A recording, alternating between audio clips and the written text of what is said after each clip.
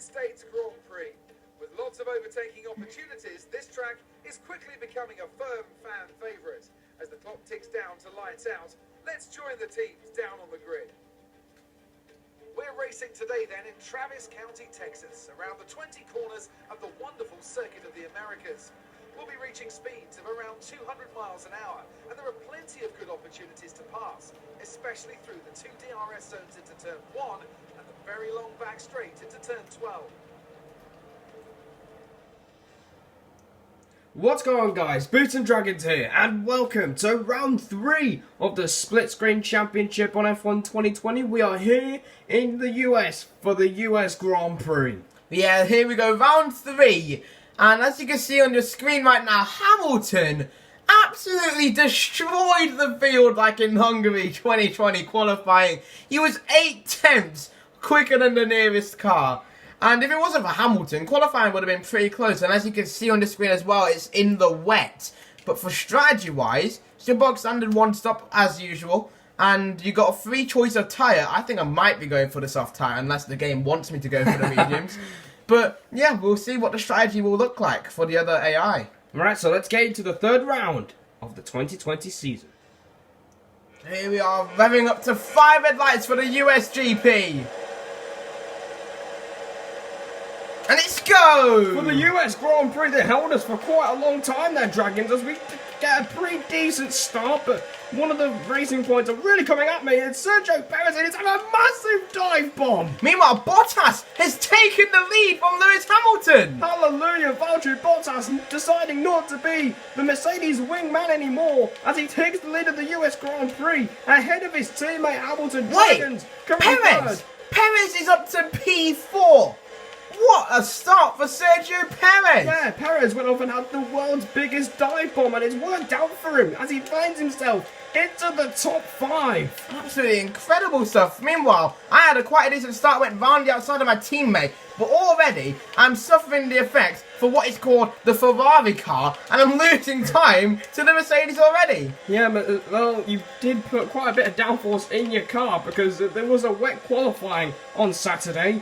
And maybe you might be feeling it down the straight. And now, meanwhile with us, we're having a dive bomb on our former teammate Daniel Ricciardo. And it's a very nice move indeed, as we find ourselves up in the 7th place. And we are on the alternate strategy compared to the AI, so we need to get a move on. Absolutely. It's not as important that you get a move on compared to if it was vice versa, everyone else on mediums and you on softs. But it is still important that you get track position, so your struggle on the soft tyres will not be as painful as it could be.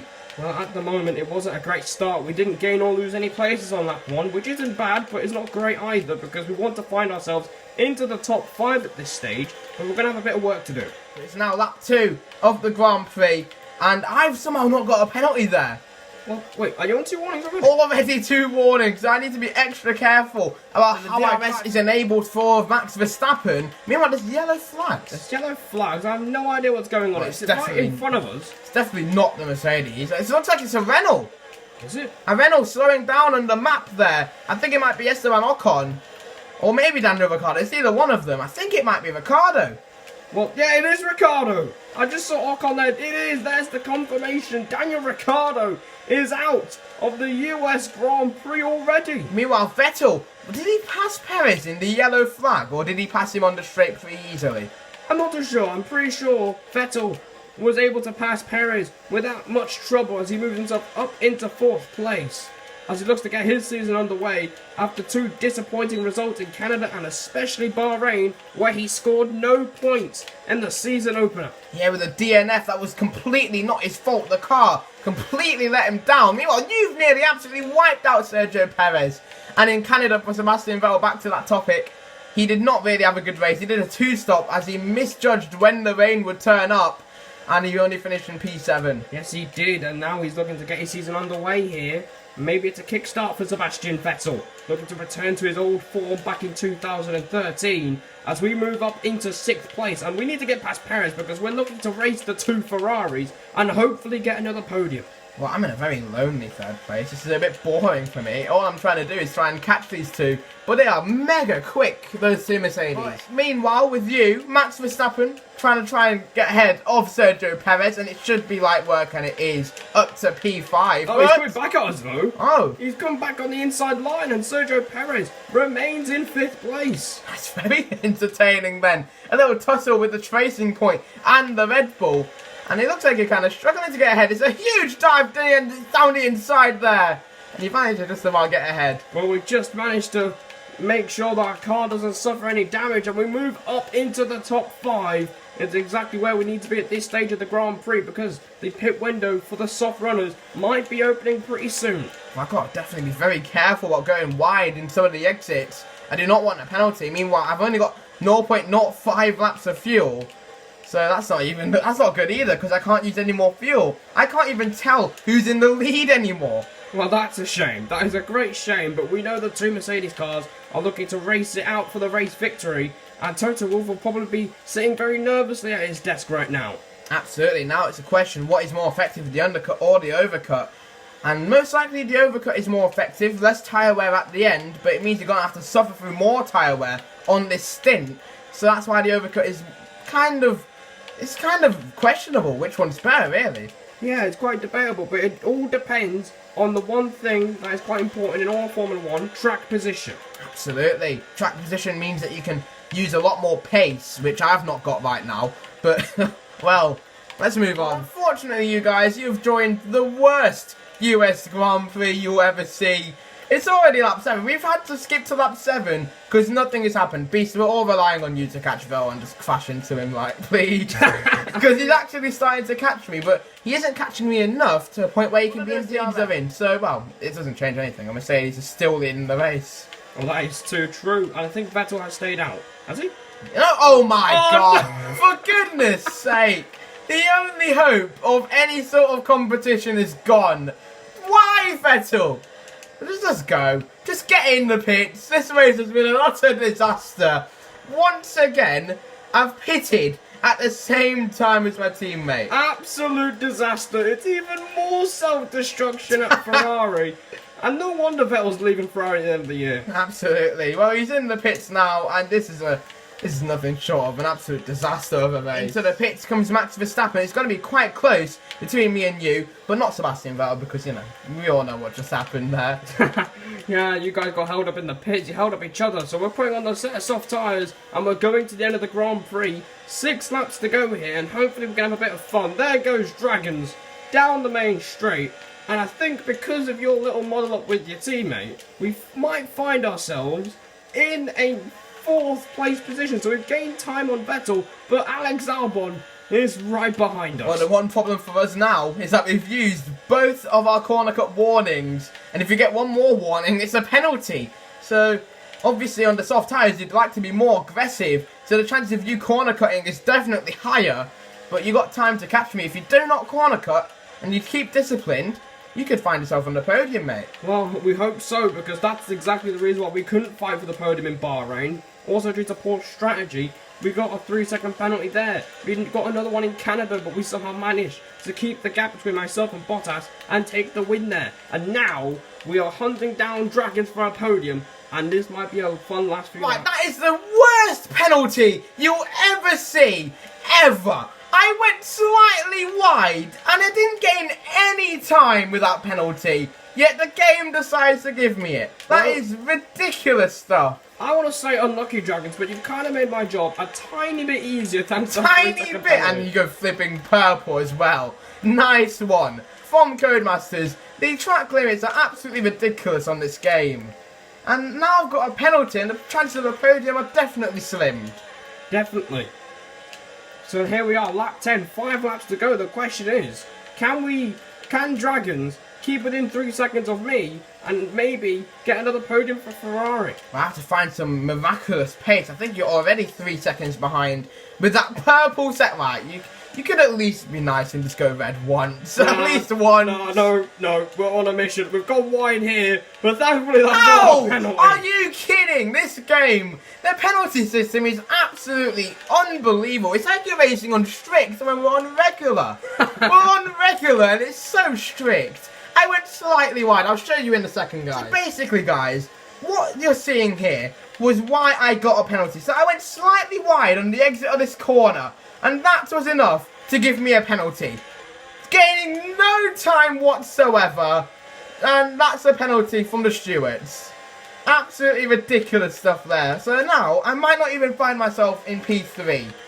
Which is an absolute shame because I've been so disciplined this entire race to go from lap 1 to 10 with no sort of penalty.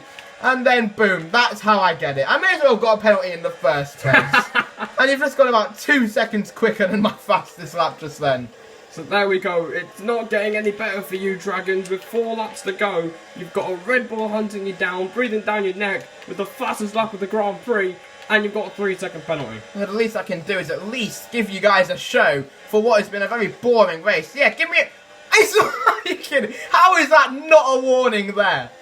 I'm really questioning the legitimacy of the stewards on this game. If that isn't a warning, I don't know what is. I got disqualified for that in F1 2013. Yeah, I remember Dragons did get disqualified for a lot of tomfoolery on the last lap.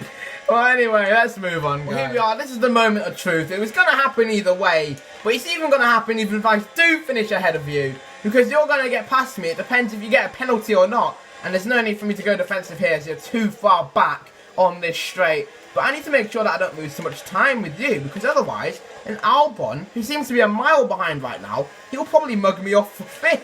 Yeah, he probably would, and here we go, we're going to make the move for 3rd place down the inside, and we've made the move watch on this. Dragons, Watch and it. he's gone very wide again. I love how I didn't get a penalty there. That's exactly how you got the penalty the first time, and somehow we've managed to not make contact, and you've really come up with that. Oh no! Well, I can't lie, it was not the smartest move ever, but I may as well try something. I'm not even going to be 5th anymore. It's going to be P6. Dragons, what are you doing? Thank God, it's the final lap to this race raid from hell. Because it's been absolutely awful for me, and the Mercedes have just had a day in paradise with no sort of resistance compared to the Canadian Grand Prix. If I do have a good lap here, I might just about be able to stay ahead of Albon, but the gap does look like it's about 1.5 seconds or 2. So that's not convincing at all. I think you should just be focusing on trying to finish ahead of your teammate Sebastian Vettel at this point. Because you've really... I don't even know what happened, because you pitted on lap 7. And it still happened. Yeah, that was my strategy. I was meant to pit on lap 7, and the game decides to let Vettel pit in as well. It's a very odd stuff. Lack of communication, I suppose, from Ferrari. It's not the first time this has happened anyway for Ferrari, so... Who is that in the lead, if that's Hamilton? Well, I wouldn't be surprised if it is Lewis Hamilton to take the victory here. Valtteri Bottas, well, yeah, he got the better start as well, so maybe the two Mercedes have done another switcheroo, and maybe Hamilton is going to take another Grand Prix victory and take his 2nd of the season. Well, this could have been 3 for 3, but no, we're not going to see a season like F1 2012. Oh, for goodness sake, of course it was him. You just knew it was going to be Lewis Hamilton to win the Grand Prix. Another 1-2 for Mercedes. We're going to come home for P3, and I think that's a pretty good result, considering where we started on the grid. And considering where he started on the grid, it could have done a lot more for Dragons, but it isn't. It's 5th place for him. I'm absolutely done with this game. The penalties are so cruel, but that is Formula 1, and it may not even be 4th place for me. But thank God this race is over. So there's the most obvious podium that you'll ever see. Lewis Hamilton wins. He lifts the trophy like he's never lifted a trophy before.